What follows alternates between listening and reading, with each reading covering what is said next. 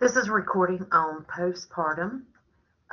It is a 26 slide presentation about what you can expect to be tested on. So let's go ahead and start. Here are our learning outcomes for this. In this week's class folder, you will see an exam review. And in the exam review, it talks about the following items. And so we're going to immediately after postpartum assess for vital signs, pain, lung, heart sounds. We're going to monitor lab testing. And then, of course, the bubbly assessment. And we'll go over that now, actually. So, bubbly assessment, and once again, nurses love acronyms. So, the bubbly assessment is looking at the breast, uterus, bladder, bowels, lochia, episiotomy, if the postpartum woman has one. Holman sign. Some people say this is not something you should assess for anymore, but I'm putting it in there, and we'll talk about it in just a minute. And then, of course, E is emotional status, the bonding, the blues, the postpartum depression, things of that nature. So let's start at the very beginning with breast. And so the breast right after birth in the postpartum stage should be filling up with good colostrum and milk, the first part of the milk. And so we want to make sure that we are looking at this area, making sure that there's no cracks, no any abnormalities such as inverted nipples, because if the lady decides to breastfeed, knowing the anatomy of the breast is very important, because if they have inverted nipples, they may need to wear a shield to help bring the nipples out of the breast instead of inward and inverted. And so that, especially if this is the first one, to get the baby to latch on appropriately, because if they do not, and we'll go over that in just a minute, when we talk about breastfeeding, it could cause an infection. And so we'll go over that in just a second. But we're looking at the breast, and we're making sure that they're not rock hard, that they are soft and filling up with milk. However, if mama decides I'm not going to breastfeed for whatever reason, having a firm bra on so that it will not stimulate the production of milk, because the bottom line of it is milk is based on supply and demand. And that's the reason why some of us folks never, including myself, I didn't feed on a schedule.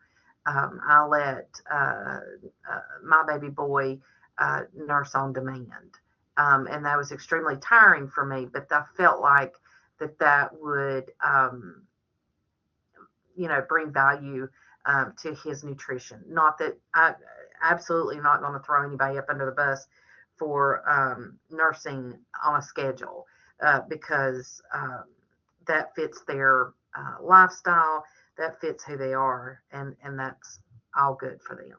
So, but we need to make sure that their breasts are healthy so that we don't set them up for an infection later. Next thing we're going to discuss in this presentation is the uterus. And the uterus has expelled, by this time, the baby and the placenta. If you'll notice in this really good diagram, it is showing that how to feel for the fundus. You all will be doing that in the postpartum focus assessment SIMS next week, either Tuesday or Thursday. And so right after delivery, it should be where the top or the fundus is the umbilical, the belly button for the mother, and it should be firm and midline, and not deviated to the right or the left, but especially the right.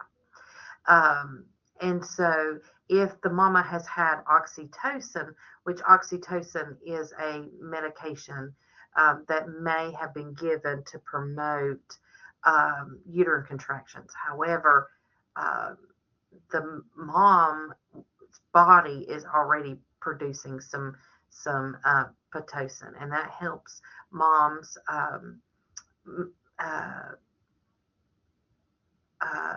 uterus to contract, so that they can get the blood out, and it will control bleeding at the same time. So what happens is, if the mom's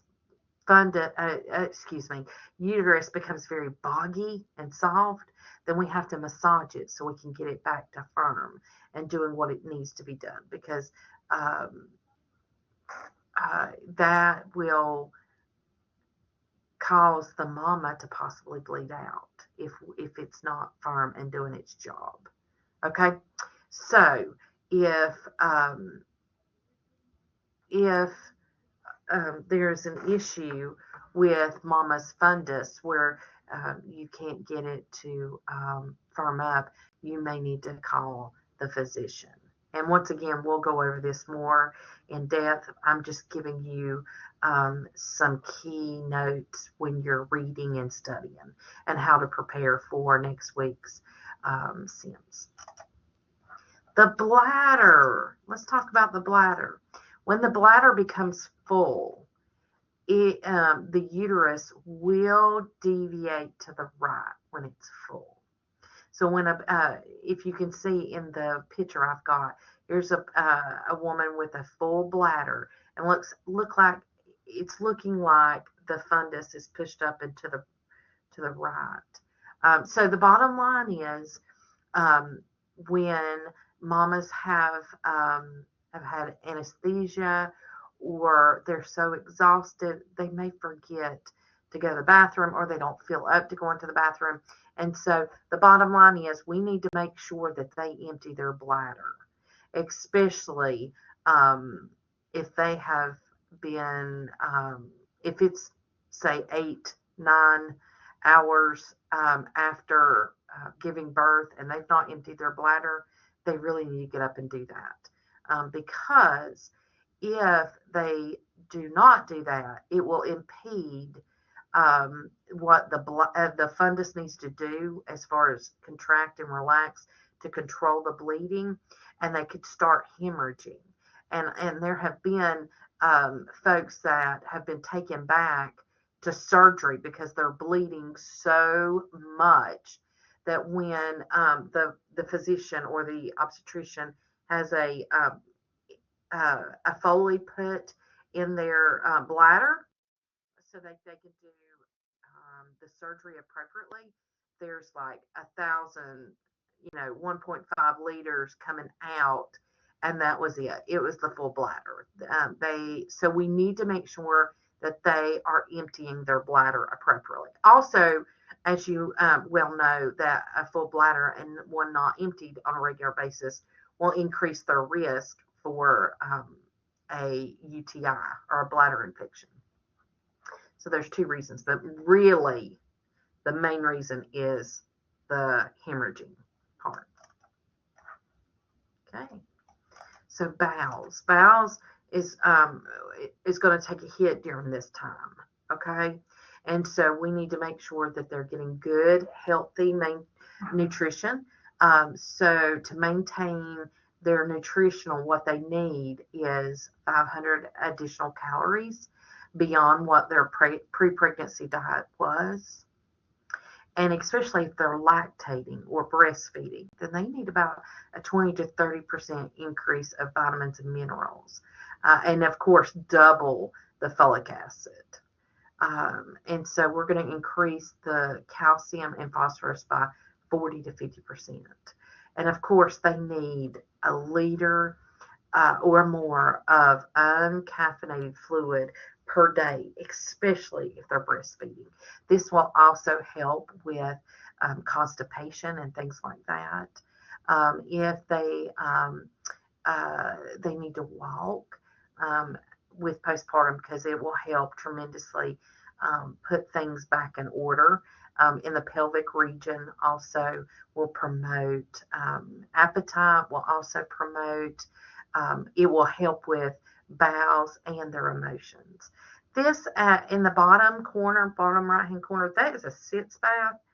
If you've had a lacerations or episiotomies, the sitz bath is so soothing to the perineal area. And so it will also help with having a bowel movement, because it's extremely painful after having a child and then having a episiotomy or a laceration to have a bowel movement. It's almost as painful as pushing the baby out itself. Lochia. Okay, lochia is the normal blood that you would see after a birth. And so I've got, and you're going to see pads like this on next week when we do our focus assessment. But the bottom line is rubra. It's a rubra. Excuse me. Rubra is a dark red color, and it's normal to see that. And it lasts between 3 to 4 days. And it's nothing for a mama who sleeps for a period of time, say like 6 hours, and they stand up and they get this gush coming out. That's normal, because while they're sleeping, this blood or rubra will pull in the woman's uterus. So when they stand up and there's a gush, that's normal. Okay, just like we would experience with a period, or a woman would experience with a period. Okay, and so on the right hand side, there's different amounts: moderate, small, and scant. The bottom one is large. That's a large amount. Okay. You will know, or you'll be concerned that there's a postpartum hemorrhage if you're saturating that pad in 15 minutes. So the last pad you see, if you're doing that, if you're changing that pad every 15 minutes, there's an issue. There is a possibility there may be a sign of postpartum hemorrhage. Serosa, that's the pinkish brown.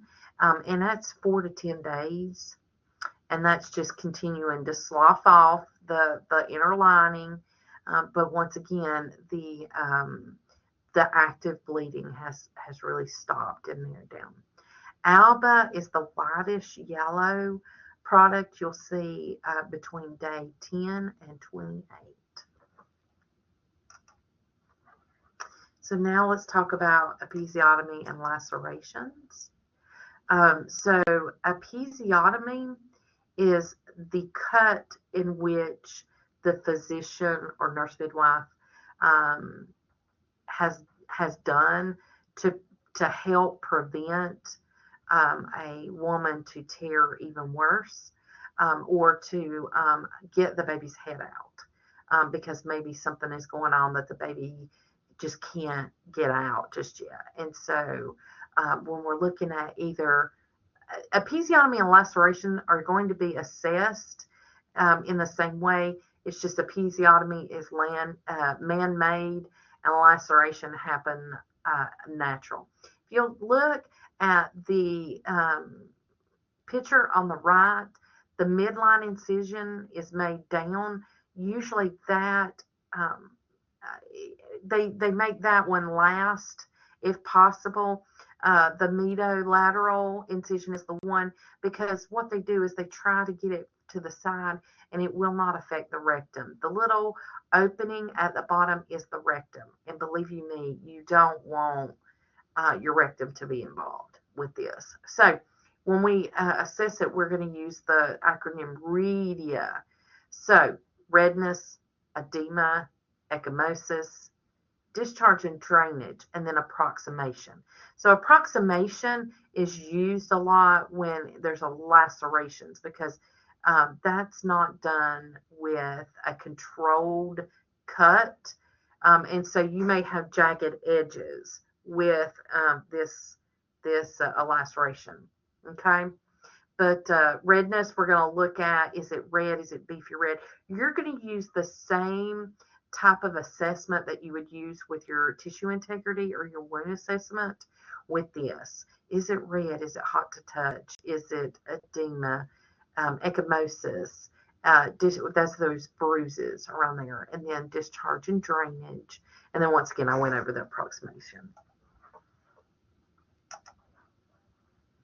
So let's talk about episiotomy and lacerations. They are done the same.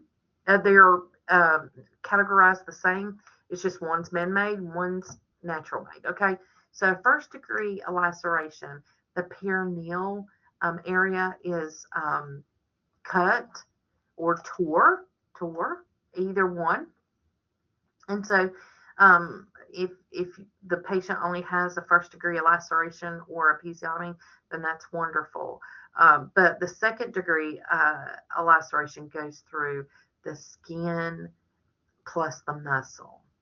And so, and you can see the purple donut looking thing is the anal sphincter. So we really don't want to have to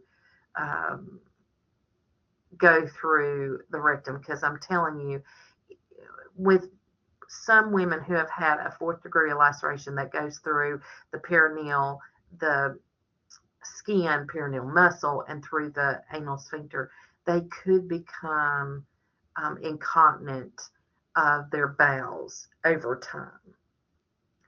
You also want to make sure that you assess the vulvar if a woman keeps on saying, because remember how I said in the intrapartum lecture that the pain should decrease after a baby is born.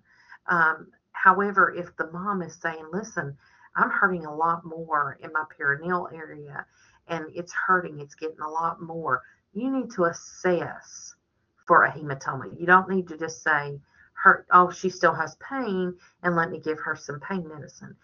That may be appropriate, yes, but you need to first assess, is there a hematoma? Because in this picture, this hematoma is so large, she can't even void. So they had to get in a Foley very quickly while this hematoma is healing. Okay. Holman sign. Holman sign is what we use to see if there happens to be a blood clot in the person's leg. And so with all of this, mama has increased blood flow and circulation due to the pregnancy. That's normal. Also, she may have been in a position for a long period of time, birthing plus swelling. And so you're going to want to look for that. Is there skin changes? Is one leg swelling where the other one doesn't? And so is it painful when a woman flexes or points her toes? Is there a different level of pain? So the Holman sign is that. We're also going to look for emotional changes.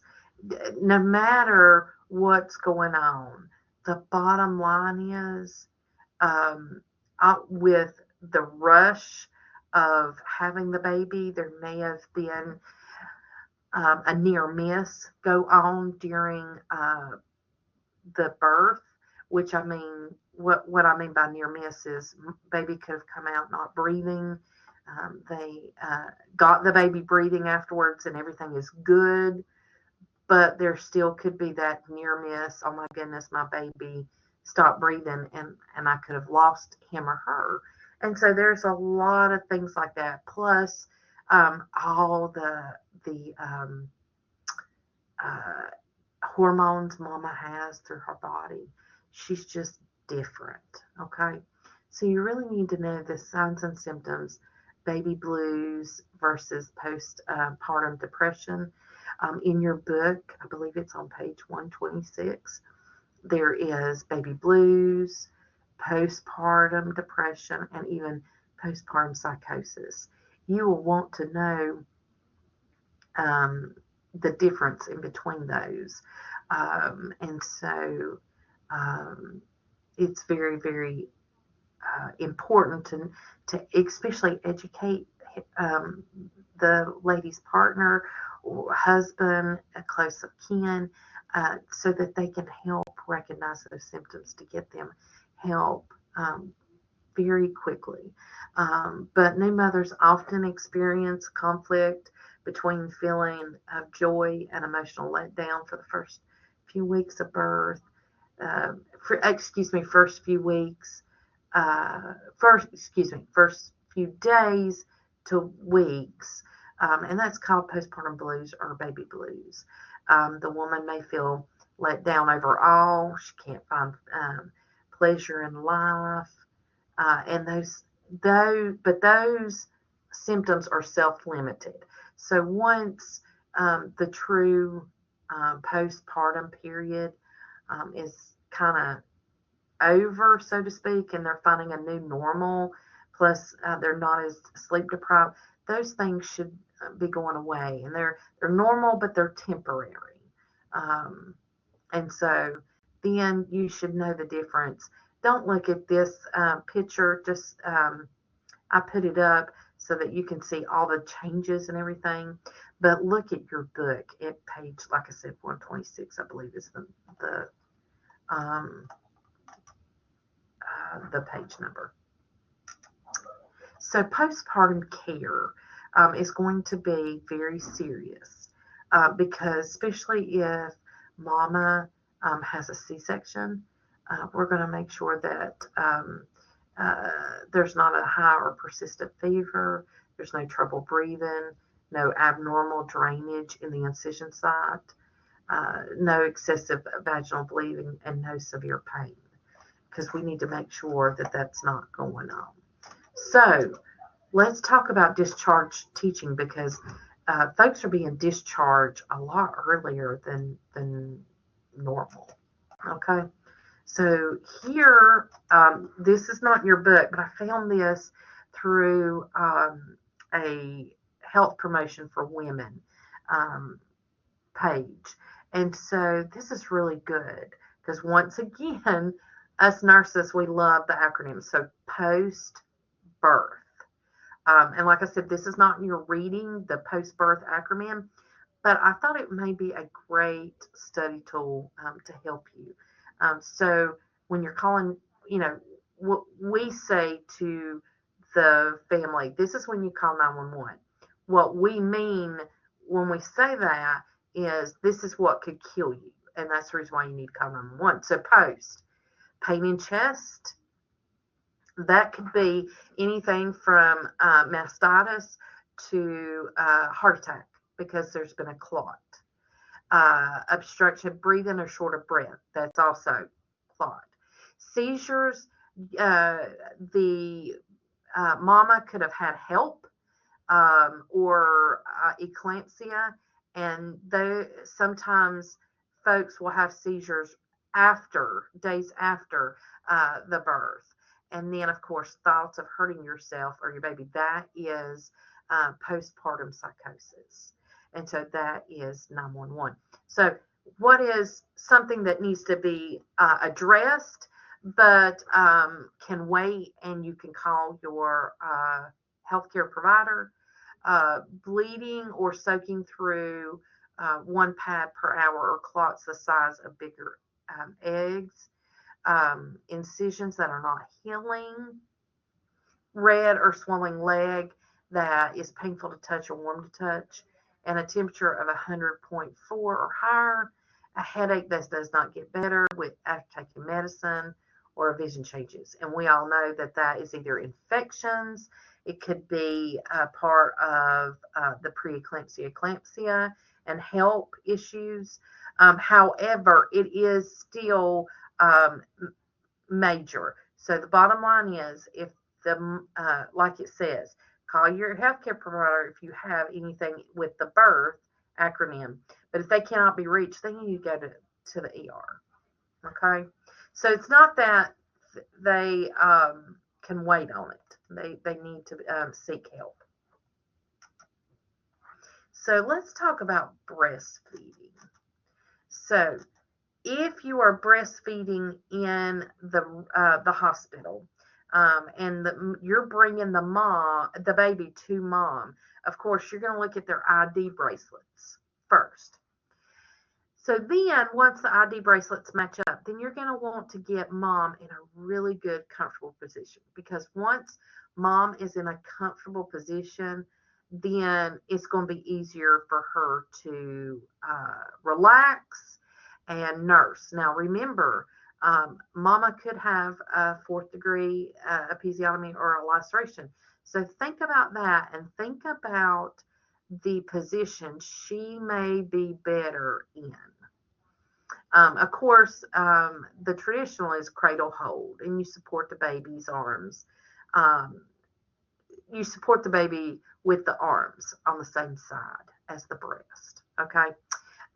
So bottom line is, a lot of times moms will have nursing pillows, so that'll make it a little bit easier because she may be still weak, but holding the baby safe. There's a laid back position that may be good. They're in the kind of a semi-Fowler's position. Cross the baby. Kind of the baby is brought across the body, tummy to tummy. And this may be excellent for like kangaroo style loving from mama to baby, because skin to skin is just awesome. But of course, they're supporting their breast with the other hand. Side lying, if your mom has a significant episiotomy laceration, the side lining may help because to get off that butt, And of course, football hold. Baby is tucked up under one arm, off to the side like football, holding the baby with one arm while the mama supports the breast. Okay, so those are things.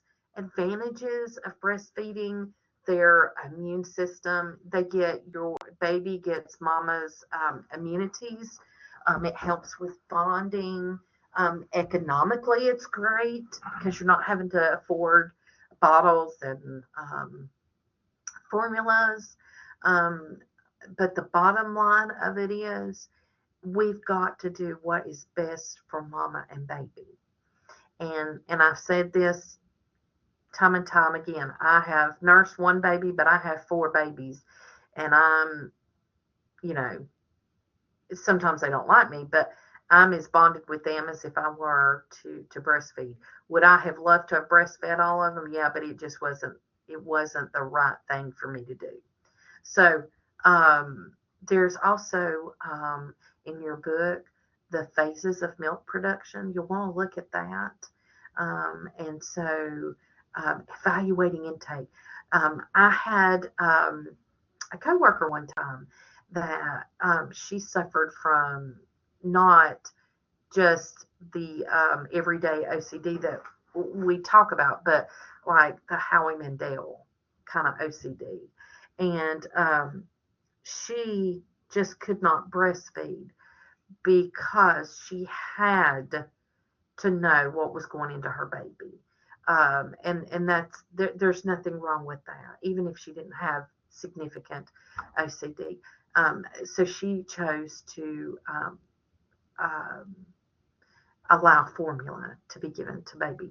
And so, but how we know baby is getting enough milk and is taking in milk is that for several things. But the first thing we know baby is getting milk is when you hear suck and swallow, suck and swallow. And I'm telling you right now, that is the sweetest sound on earth, is that suck and swallow, suck and swallow. And so if they're not getting anything, what will happen is they'll suck and swallow, And about the time they realize they're not getting anything, they'll rear back and cry that they're not getting anything. So you'll know that. Also, are they growing? Are they peeing in their diaper appropriately? Those are some of the things. But immediately how we know baby is getting their nutrients and being able to breastfeed without seeing anything is you hear the suck and swallow. Suck and swallow. All right. So, I show a bottle, but some people may choose to bottle feed, even breast milk. Maybe it's because mom has such large breast that it's just not cohesive for mom and baby to nurse. Also, I would pump at least one bottle a day because when my husband got home, he wanted time with Nolan. So to have even if you don't go anywhere, if you wanted to pump, and so that I could go take a shower, I could lay down, I could have me time, because that adds to postpartum blues and depression, is feeling like you have lost all control over everything. So even if we don't do that to encourage, even if they don't do formula, to encourage a mom to pump 1 or 2 bottles a day and get dad to sit with them, rock, or grandma, whoever, and to let mom have some breathing room. I know that at one point in time, some people said don't do that because they'll get nipple confusion. But it seems like nowadays they're making bottles and nipples in such a way that babies are good. Now you'll have one baby that's an outlier that will not take anything but mama's breast. But to encourage dad or grandma to do other things like maybe give a bath, rock the baby, or whatnot, that will also help with postpartum blues. There's all kinds of different formulas. Some, I know my beautiful niece, who is an awesome mother, was nursing her child and noticed significant pain with baby's stomach, and just every time her baby would nurse, just scream out in pain. And this is above and beyond acid reflux. And so they had baby tested and come to find out her sweet loving baby, had a significant allergy to lactose. And so what it would take for my niece to continue to nurse is that her whole diet would have to be nothing but lactose free. I mean, just she couldn't get a hold of anything. And she was very concerned. It was awful to see her baby in such pain. So she made the decision with great tears, but she made the decision to go to a lactose-free formula. That little stinker is, I mean, she's heavy. She's growing. She's doing very well. Of course, my niece had mother's guilt. And I explained, thank God she has seen me over the years. And I said, which of my children have I nursed and not nursed based on our bond? And I said, not by the color of their skin, because my children are all different colors, but you tell me. And she said, there's not one. And I said, that's right. And so but mother's guilt is real. We have all had it. Papa's guilt is real. And so we have all had it, and we are not to roll our eyes or demean anyone for their choices that they think is best for their babies.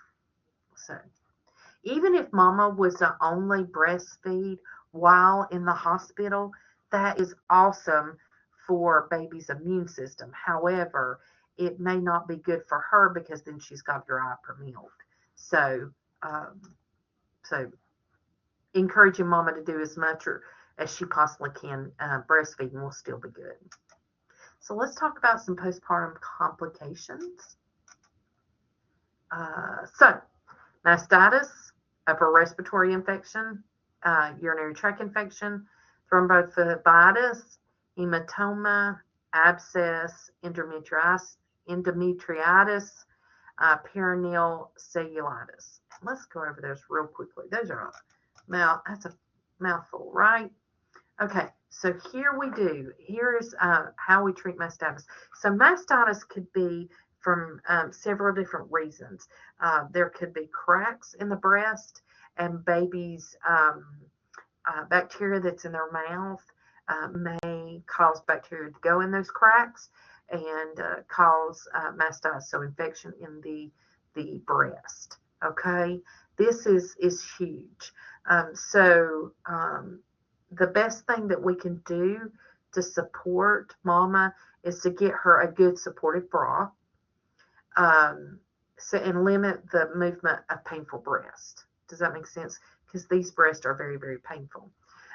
They shouldn't be too tight. The bra shouldn't be too tight, or it shouldn't cause milk to pull up. It should be, but it's just like a good mild athletic bra would be good. Okay, so antibiotics are going to be given because it is a bacterial infection, but they still need to remove the milk from the breast. So mothers can usually continue to breastfeed. They should not stop or nurse for that. She can pump if need be, but she should not wean her infant when she has mastitis, because that will lead to engorgement, and it'll cause the milk just to stay there, be stagnant, and it'll make mastitis much worse. Frequently breastfeeding to encourage milk flow is ideal, but we should make sure that mom gets the treatment she needs as far as antibiotics. But the baby's health is not in jeopardy during this time, and they should just keep nursing as usual. So let's talk about the urinary tract. Okay, so bottom line is, and I don't know why this slide is so blurry, but the bottom line is, we know that the bladder is very, very, very close to the uterus, and so they may be a little bit dehydrated. They may have they may be holding their bladder because they're trying to nurse, they're trying to do other things, and so they do not void appropriately. So there is a real possibility of a bladder infection to happen. And so we need to make sure that we get mama to empty the bladder as often as possible, and to drink non-caffeinated liquids, but primarily water. All right, so let's talk about hemorrhage. This is a picture of a hemorrhage. You can see the pad there, and then also the choke pad that's laying there. So there's something massive going on with this mama. And so bottom line is, if the mama is changing her pad every 15 minutes or less because it is soaked or it looks like this, there's something going on. And so the provider needs to be made aware. And having the woman empty her bladder will not only decrease the risk of hemorrhaging, it will also decrease the risk of a urinary tract infection. Okay, so here's a great little chart I found online. So when we look at the issues that may happen after, like postpartum complications that's happened afterwards, there may be this will help you with knowing how to treat the mama. So remember, with preeclampsia, eclampsia, and HELP, there may be thrombomin issues, and that's your clotting factor. The mom may have had preeclampsia with high blood pressure. They may have a placental abruption. That's something you're going to have to look at. And so those are some things that you need to keep in mind. Wait a minute, I'm watching this mom postpartum, but she had preeclampsia, high blood pressure, and she also had placenta abrupto. So we need to look at that. Tissue, did they retain the placenta? Were they able to expel them all? Here's retained products of conception. With 2 of my miscarriages, I had to have what they call a DNC because I wasn't able to pass the baby, the miscarriage, the fetus, however you want to call it. And so what they'll do is they'll go in and do a DNC, which dilates the cervix and then scrapes out the tissue from the products of conception.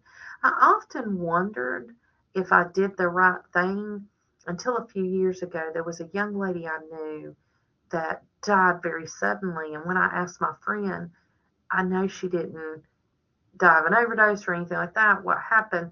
They said they thought she had passed everything with her miscarriage, and she didn't, and she became very toxic and died. And that proved to me that I did the right thing. And so we need to make sure that all the tissue is being passed. The tone of the uterus. Placenta previa may inhibit the tone of the uterus. It may be a little bit boggy, or over distension of the uterus with multi-pregnancies like twins, triplets. If a mom had medication that was a uterine relaxant, such as pain medication, there may have been something like that will evolve the uterus. Okay. And then, of course, trauma. You think about that. That's C-section. That's an episiotomy. Macrosoma, which is a big baby that you normally see with gestational diabetics. And then there's other things, such as Asian ethnicity. Isn't that funny that they're saying that this could be an issue? Well, there's many reasons that they may say that, but in this culture, we know that most women are very stoic, and they will not talk about things that they may be experiencing, such as pain, things of that nature. So we need to just ask some questions in a safe environment for them so they can talk. Anemia. And that's when a lot of blood has been lost. They don't have enough hemoglobin, and therefore there's not a lot of oxygen that is attached to our hemoglobin and not circulating. And so that is an issue.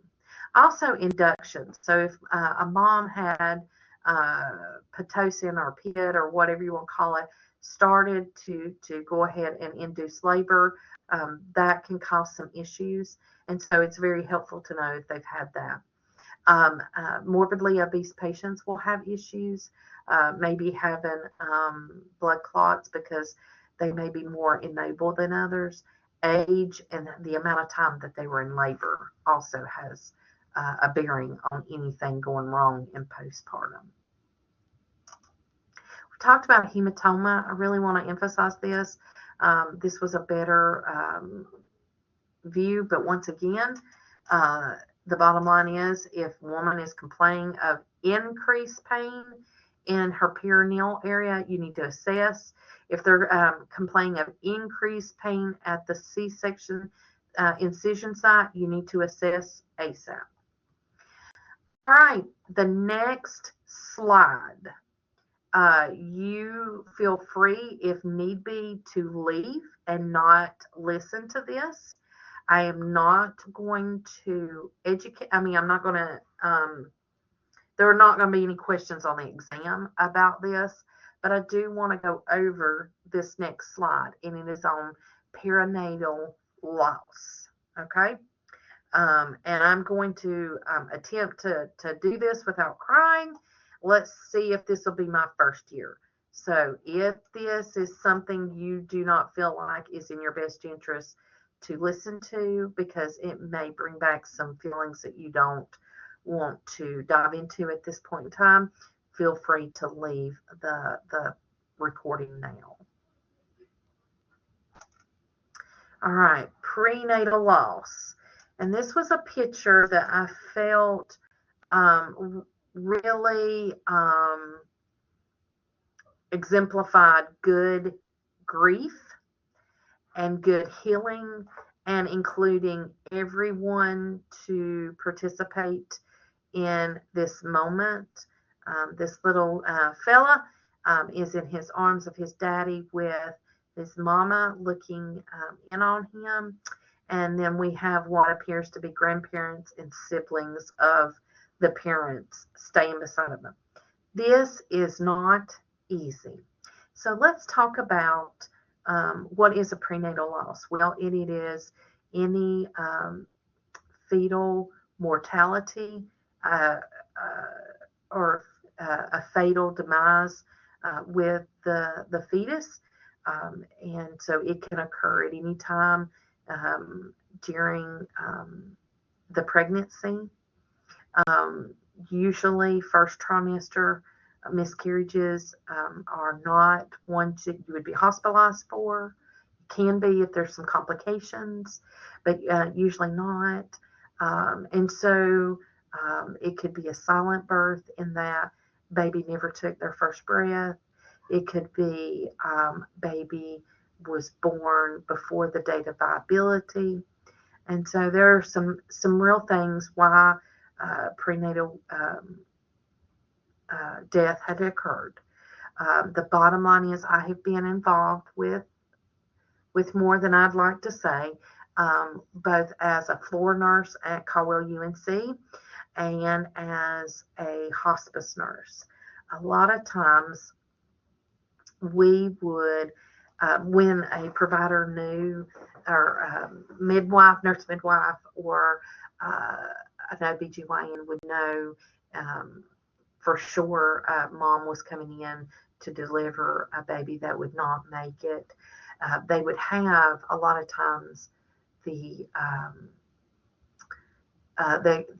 chaplain and or the social worker to come over and give emotional support. If they were not available, I was more than willing to go and be with the family. But where I was involved was a lot of times babies who only had maybe a matter of hours or days, and mama and daddy requested to bring baby home to rock in their rocking chair, read to them, maybe even give them the first bath, and maybe put them in a dress or a handsome suit. And so I would be the nurse to meet them at their home.